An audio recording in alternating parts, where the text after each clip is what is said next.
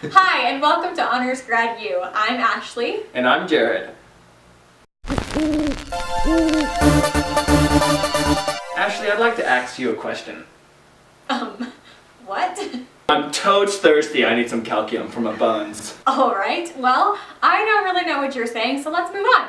English is a very complicated language with grammar and spelling rules that are so inconsistent it's easy to make mistakes, even if you're a native speaker. People who grow up without a high-level education can have a difficult time knowing how to pronounce certain words. But even bookworms aren't safe from embarrassing mispronunciations. If you'd only ever read a word and never heard the right way to say it, it's easy to say it wrong.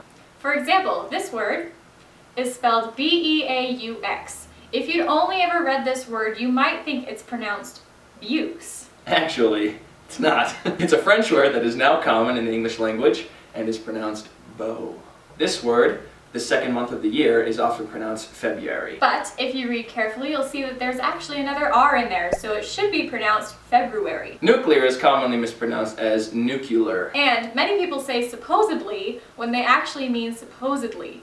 The best way to deal with common mispronunciations is to really listen to yourself when you're speaking. If you're not sure if you're saying a word right, ask a friend. If your problem is that you read a lot and don't know how to pronounce the words you read, there are lots of dictionary websites now that have links you can click on to hear the correct pronunciation of any word. Alright, well, pronunciation is all well and good, but there are lots of phrases that people misuse too. That's right. The phrase "for all intents and purposes" is usually misspoken as "for all intensive purposes," which doesn't actually make any sense.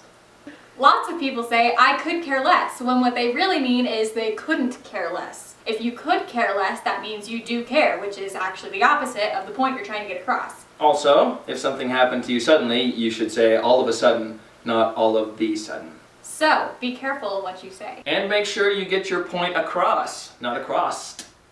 Can you think of any words or phrases that people often say incorrectly? Leave a comment and let us know. Thanks so much for watching our video. If you enjoyed it, please give us a like or share it with your friends. Be sure to subscribe so you don't miss any of our videos, which we post every Monday and Friday. You can also check out our blog by clicking on this annotation here. I'm Jared. And I'm Ashley, and this is Honors Grad U.